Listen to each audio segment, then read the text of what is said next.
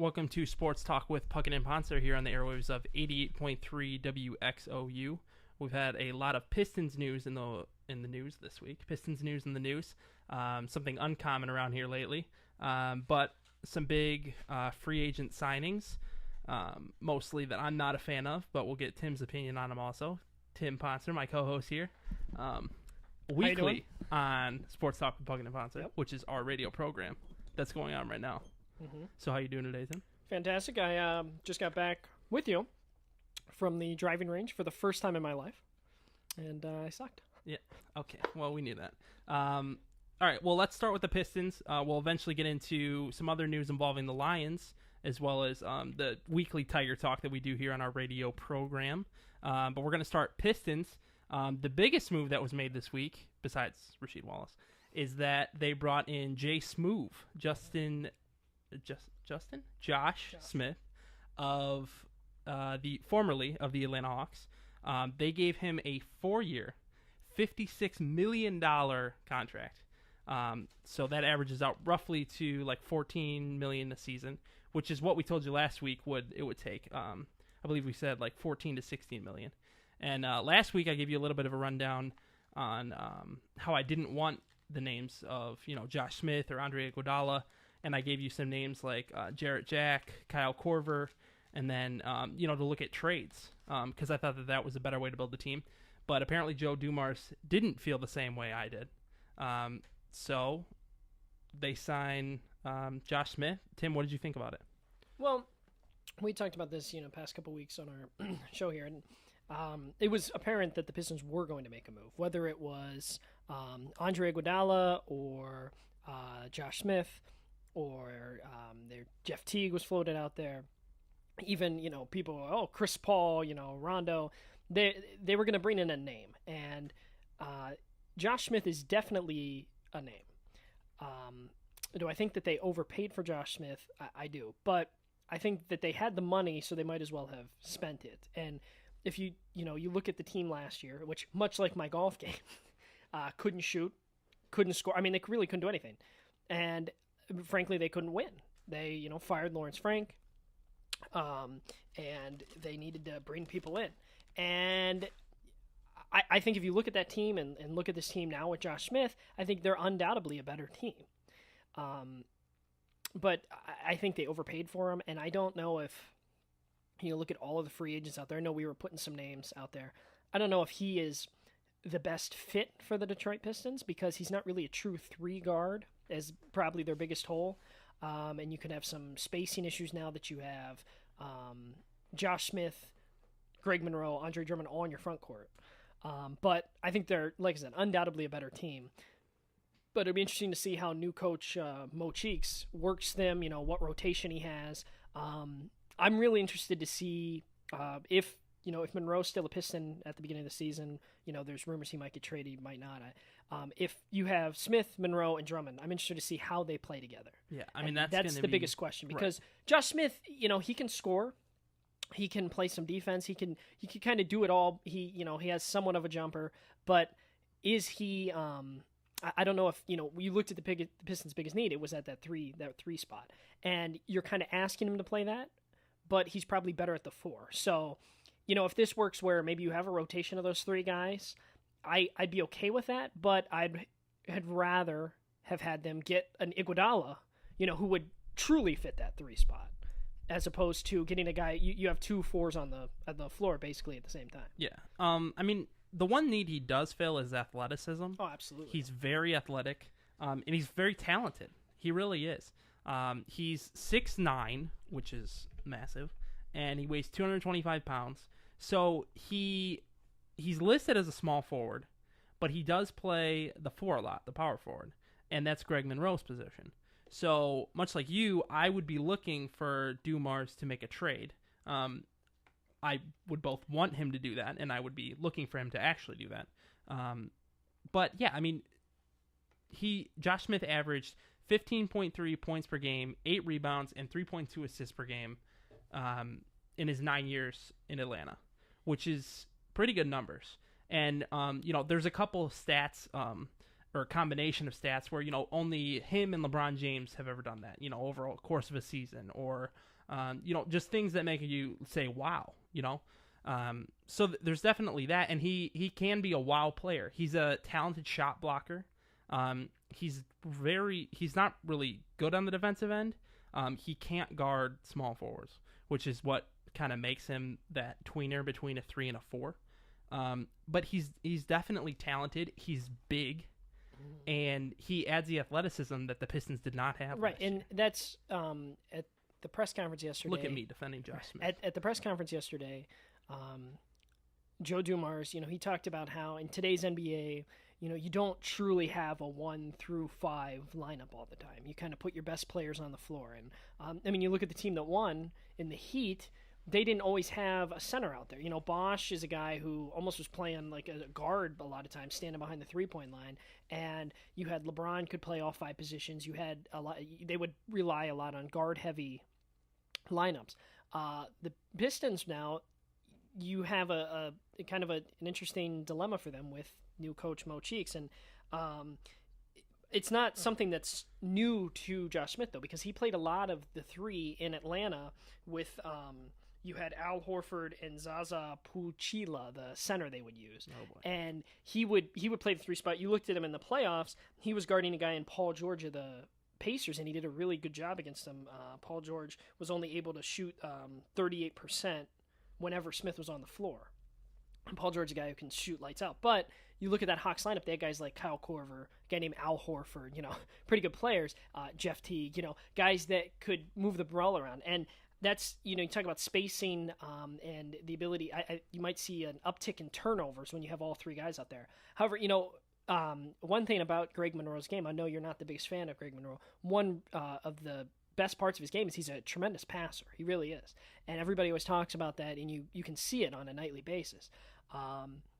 But that's what intrigues me the most about this. I don't think it's necessarily I don't think it's a terrible signing. I really don't. I don't think it's wow, you shouldn't have gotten him. You look at the free agent class, and Dumars was talking about this. It was like Chris Paul was number 1, Dwight Howard was number 2. And you have to think realistically as a Detroit Pistons fan and front office, they're not going to get either of those guys. I would love Chris Paul. I wouldn't want Dwight Howard at all. Both those guys are getting max deals. And the Pistons rated Josh Smith number 3 as the number 3 free agent in this class. That's why they were on his doorstep at 12:01, the start of free agency. They really made a push for him. But in order to get a guy to come to the Palace, I think you had to overpay for him. And the thing that might worry me the most about Josh Smith is not what I was talking about with having all 3 of those big men on the floor for the Pistons. It's that he has a tendency, really, not just a reputation, but a tendency to just take plays off and not always care. Yeah, I think one of the main reasons I don't like it is because I view him as being a very selfish player. Exactly. He takes a lot of shots. He doesn't have a great shooting percentage. He can't make threes to save his life. He averaged 28.3% from beyond the arc for his career, which is absolutely terrible for a guy that's listed as a small forward.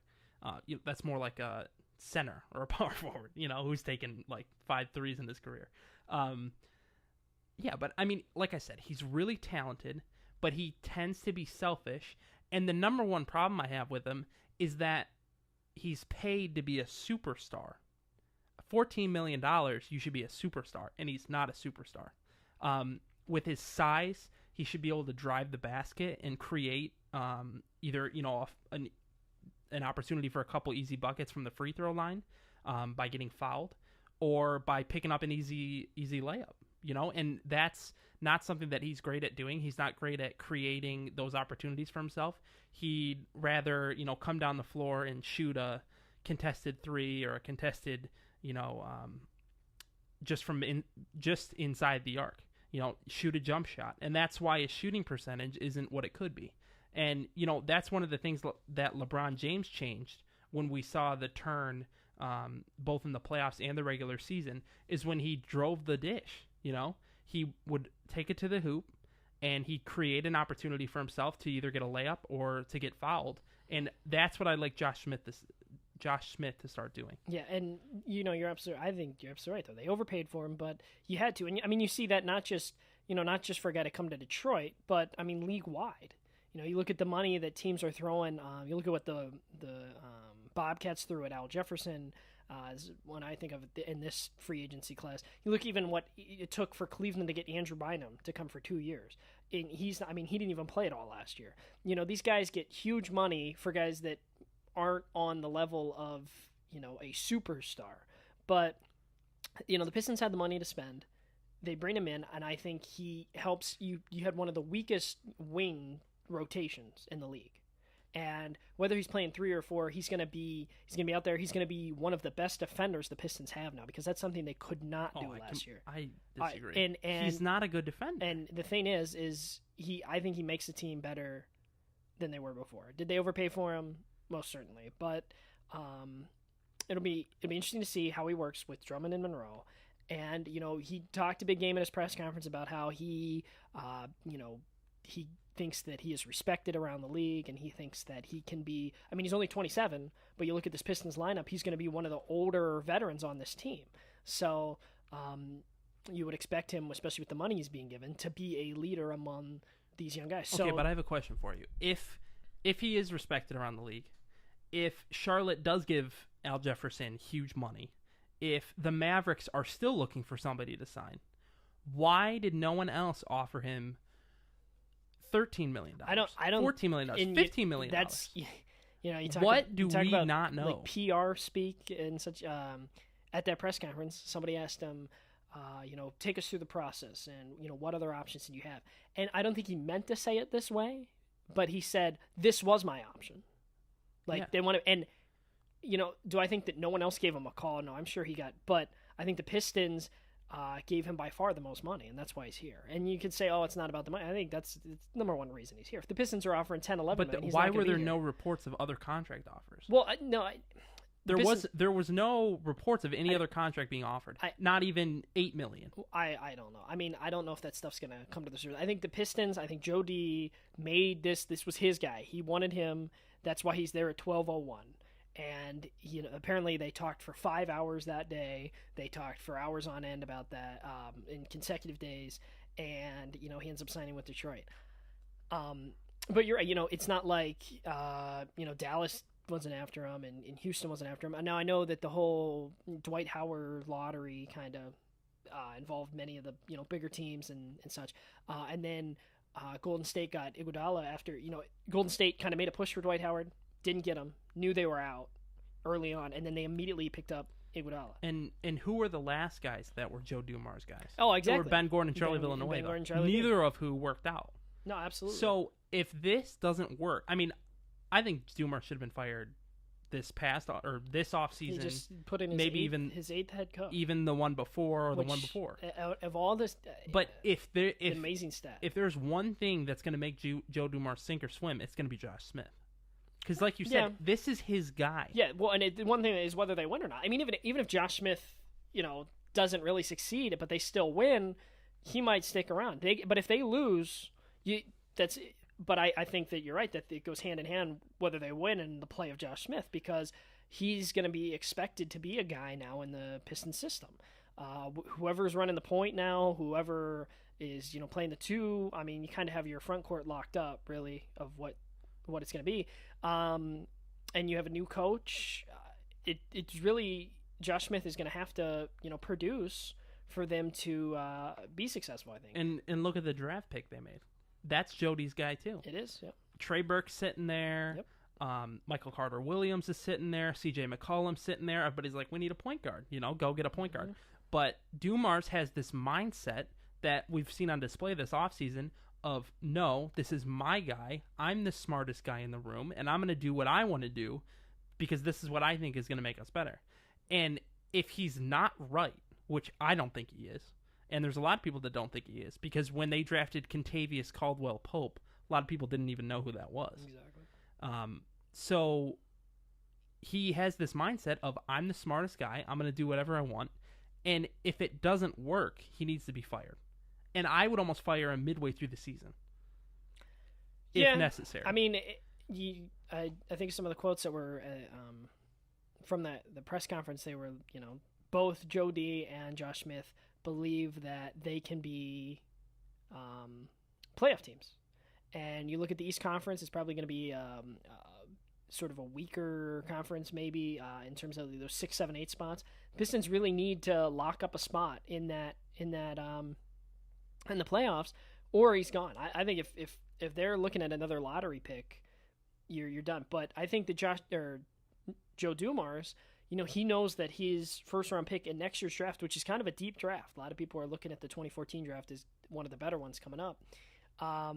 If they're not in the lottery, they don't get the pick. If it's not a top 8 pick, it's gone. It's top 8 protected. So if they make the playoffs, they don't get that pick. And I think that the signing of Josh Smith and a couple of signings, and then whether or not, and Joe Dumars was adamant that he is going to make a trade by August, that they are gunning for, not to be world beaters or, title contenders, but to be a middle-of-the-road playoff team. And this team has not tasted the playoffs since 2008. They haven't had a all-star player since 2008 in Allen Iverson. So this team has been lackadaisical, both with the players and the franchise is an absolute dumpster fire right now. And it really is. Joe Dumars is, he's definitely, on his last leg here. And I think if they don't make the playoffs, he's definitely gone. But I think he's kind of, what I mean is he's all in terms of that, which it's not like he's, bringing in superstars, but I don't think you're going to get a superstar to come here. And I don't think, a writer at the press conference compared it to the signing of Pudge Rodriguez in like 06 or 05 with the Tigers, and then more big names came to Detroit after he was like the first one, and he signed for a lot of money. The Tigers definitely overpaid for him. But I don't think Pudge Rodriguez had cachet. I don't think Josh Smith has that. Yeah, and that's a good point. I mean, Pudge was a winner. He had won World Series. Yeah, he won with Miami. Josh Smith. I don't think he won with Texas. Josh Smith but he was has made it to in the second level of the playoffs. He's not a winner. He's never been an all-star, and he's not like he's on the Olympic team or something. And he doesn't exactly have the best character. No, I would absolutely agree. And I thought that him and Dwight Howard, they're best friends. Rondo, they all like played together in AAU teams or whatever. So I think that this Josh Smith signing, like I said, I don't hate it, but I don't exactly love it either. But at the end of the day, I think they're better than they were. And my thought is, you had the money, you might as well spend it. You shouldn't have been sitting on that money. But I just think it's a matter of fiscal responsibility. How you delegate it's that a good point, money. But what we were just talking about, I think makes that point for you in terms of fiscal responsibility. Joe Dumars isn't thinking about fiscal responsibility. He's thinking about saving his himself. He's not thinking about fiscal responsibility. He's not thinking about 2-3 years down the road. But it's what I said last week, in that you want to improve the roster. Well, and I think they did with this signing. Do you think they improved the roster by signing Josh Smith? I think they improved their talent. But I think that if you bring in 3 good players instead of 1 very good player, because I don't think Josh Smith is great. No. I think he's pretty good, very good. I'd rather bring in 2 or 3 good players, like Kyle Korver, like Jarrett Jack, guys that improve your whole roster and give you a rotation of guys, than 1 guy who's very good, but will shoot a lot of shots, take a lot of attention off of Greg Monroe if he's still here, Andre Drummond, and Brandon Knight, his ability to develop. And I think that might end up hurting you more than it helps you. Maybe not this year, but in the coming years. Yeah, so, I mean, at the end of the day, I think they make the roster better by signing Josh Smith. But I get what you're saying. But this is all if this roster stays how it is. Yeah, and I don't think he's done yet. I mean, he just they signed a guy from Europe who's supposed to be a great shooter, be the shooting guard with the team, and they just signed Chauncey Billups today. And I talk about that. I think they probably overpaid for him a bit in terms of. Well, I don't know.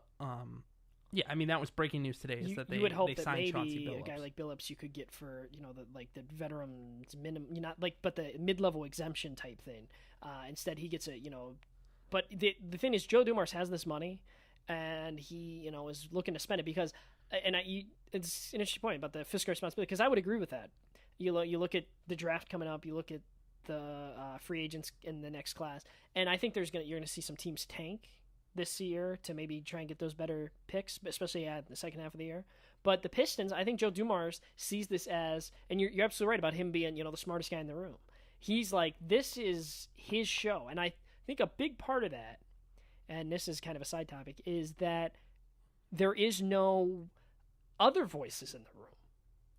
Tom Gore's the owner. Yeah, he's removed. And not that I have never seen Tom Gores ever.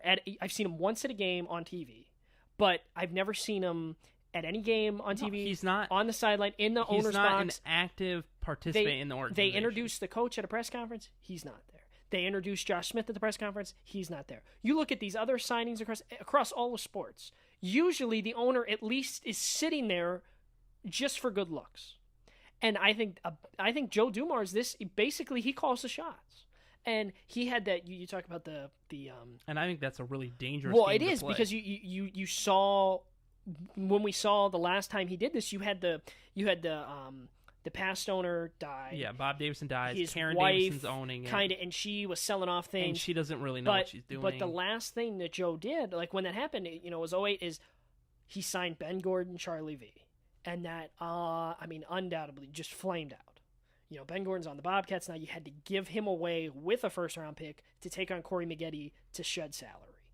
Charlie V is still on the team, and there's always rumors of him being amnesty. And they'll go entire games where he doesn't play. And you talk about paying for a superstar. When you're paying him, it's either between like $8 and $11 million. I can't remember. Ben Gordon got one, he got the other. I think it's like $8 million. You would expect him to maybe do something more than jack up 4 threes in a game and make one.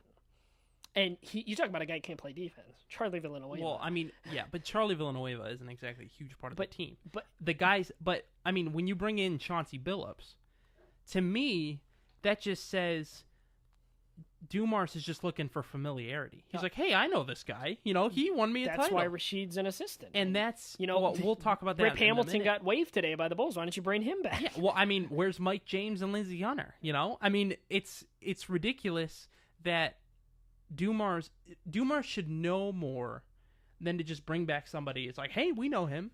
And part of that is ticket sales because they can't sell anything. And I think to your point about, I was going to bring this up, but your point of you'd rather have, 2 or 3, not just okay, but good guys to have a rotation, isn't going to sell tickets. If you put Josh Smith, you can put him on posters, you can put him on things and say, and hey, you can put Chauncey Billups on posters. Well, exactly. Even if he's the backup point guard. And, you can sell jerseys, and, people can't, I can't, I know on Monday nights we play basketball, and I bust out the Billups #1 jersey. I have to get a new one because Drummond's wearing #1. I don't know, they might switch. But I think you're, and that's the biggest part of that. I think that Josh Smith he's a name, and we talked about this, and he's a name that is going to, people be like, oh, I know Josh Smith. And not only was, you talk about Josh Smith not getting other offers, who was getting it with the Pistons, though. The Pistons were making offers to Iguodala. The Pistons are trying to trade for Rudy Gay. The Pistons are trying to trade for Rondo. All these stories are out there, and fans are like, hey, Joe Dumars is, trying to get, and if we land one of those guys, people are like, woo, we haven't been good. Right. And it doesn't matter. It doesn't matter if the player is good or not. It's just whether they know him. And you talk about the dumpster, that speaks to it, because like I said, your last All-Star was Allen Iverson. Right. You talk about a terrible Joe D move. That's a showcase right there. And who did we trade for Allen Iverson? Yeah, Chauncey Billups. Exactly. And, you see this kind of stuff, you see, you look at who just won the title in that draft class, and LeBron and Wade and Bosh are all on the same team now. But they won. The guy you picked is, I don't know where, but Darko is like the #1 mistake for Joe. Right. But then I would put that trade and the signings, those guys right up, just underneath that. Obviously Darko is a huge mistake, but and talk about this. How is this guy still employed? The fact that he just introduced his 8th coach under his hire, which is that is probably, I love stats, and that is one of the most unbelievable numbers in all of sports. I'm saying in football, a GM lasts like 1.5 coaches. In hockey, you can last like 2 to 3. And baseball, managers, they can come and go, but those guys get fired. If the Tigers don't win, if the Tigers don't win and stuff, people be like, hey, see you, Dombrowski. If, the Lions, they fired their GM after 116, as they should. They promote Mayhew from in the system. But the Pistons, they're like, well, he won a title in '04. Like, whoop-de-doo. Right, and it's almost like, and I would make a point, he almost won in spite of himself. You talk about the Darko pick, that happened the year before, and they still won the title, right? That happened that year. It was Darko's rookie and year. He was on the team, but he was like a human victory cigar. Right. Like, he didn't, but if you had a guy, I don't know, like a Dwayne Wade or a Bosch, they would contribute, and you still would win the title probably, but it's like he won in spite of himself. Right. So if you look at these moves that Dumars made, you have the draft pick in Kentavious Caldwell-Pope, who, like I said, I think that's the Joe Dumars saying, I'm the smartest guy in the room. None of you know who this is, but he's number whatever on our board. Your second-round picks are Tony Mitchell, who's a big guy who a lot of people are behind because from North Texas. He had a chance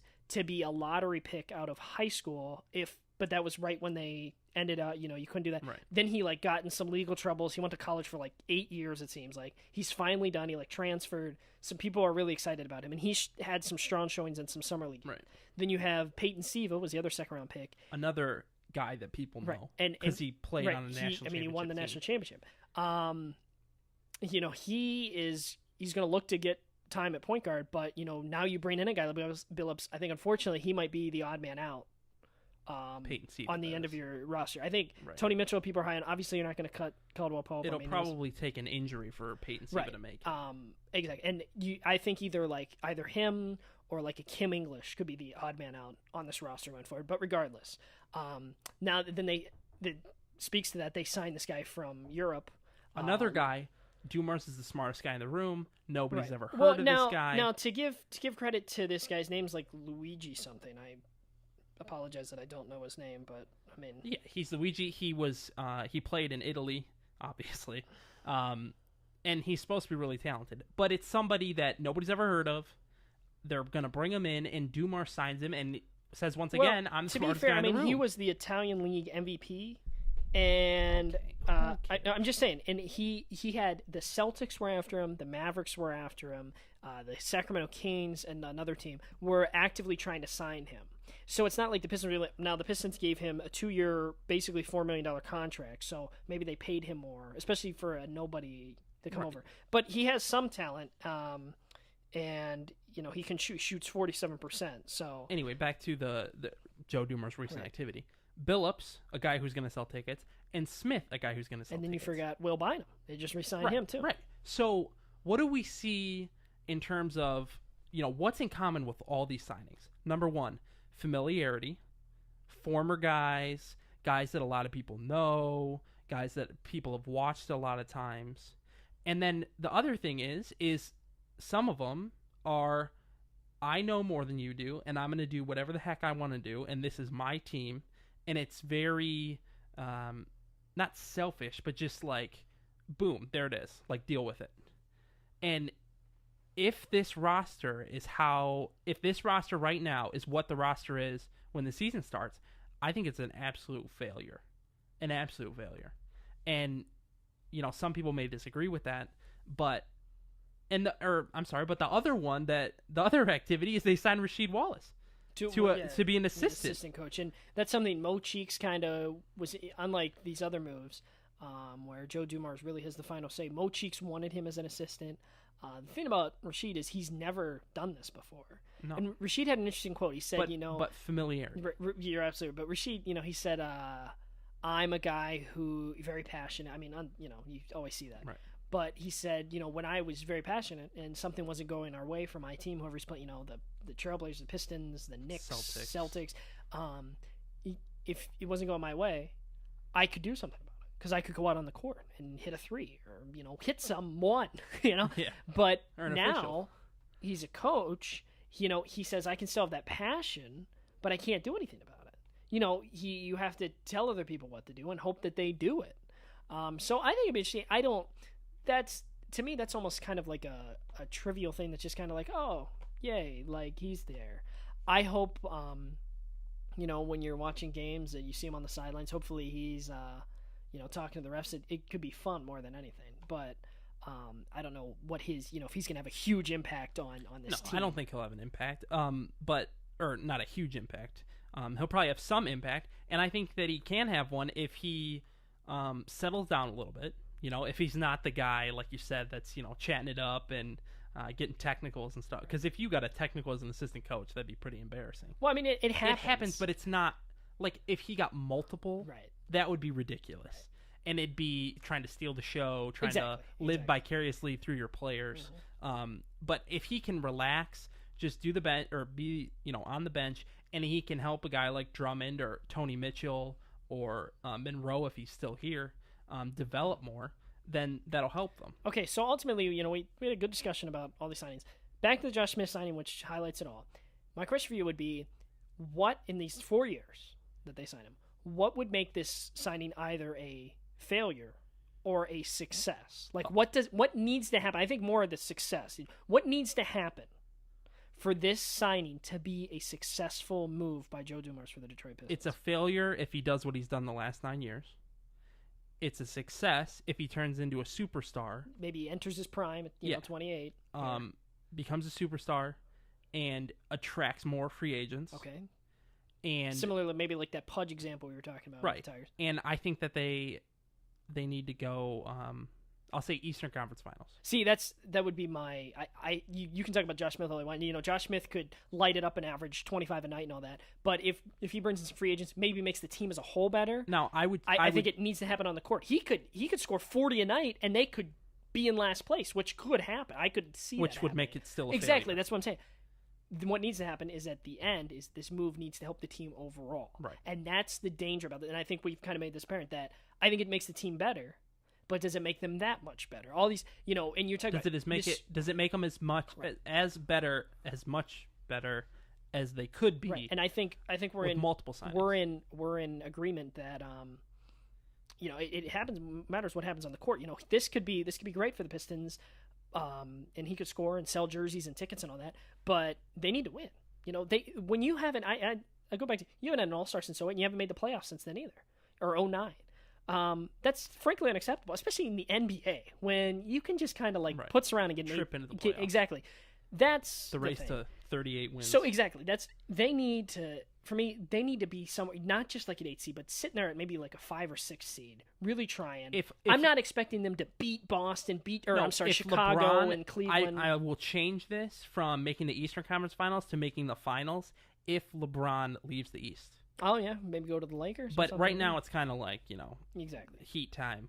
But if he was to leave and go to the West, I think that you got to make the finals for it to be a success. And Josh Smith is not going to be the only guy for that, though. No. So. I don't think you can't go to the NBA Finals with Josh Smith as the best player on your team. See, I don't know if you can go to the NBA Finals as Josh Smith as the second best player. And I think that's what's important to rate this signing is, we go 4 years in the future. We both have graduated here from OU and say, hey, that signing was successful because they made the finals. But you're not going to know. And the way that's going to happen is if Josh Smith attracts 1 or 2 more players, and Andre Drummond is a superstar. See, and that's what you have these types, and I'm glad you do. I think I might tone it down just a little bit for them to be successful. Then you're going to overpay for them, but I think you need to, like I said, be in that 5-6, win a playoff series, please. And I would like to see him attract more. I don't expect them. It depends on many things. Joe Dumars is still here. Mo Cheeks is still here. What players are still here? Do you give Monroe or Drummond max deals? That's all in the future. Right. But you need to start in the next 2 years. I'd like to see them win or take somebody to 7. Do something, not just putz around. Interest me. Exactly. Interest me. So and I will say, for this signing to be successful just in this first year, I don't want them to have that first round pick, which is a shame because I do. But for the signing to be successful, I don't want them to have it. I want them to be in the playoffs. That's fair.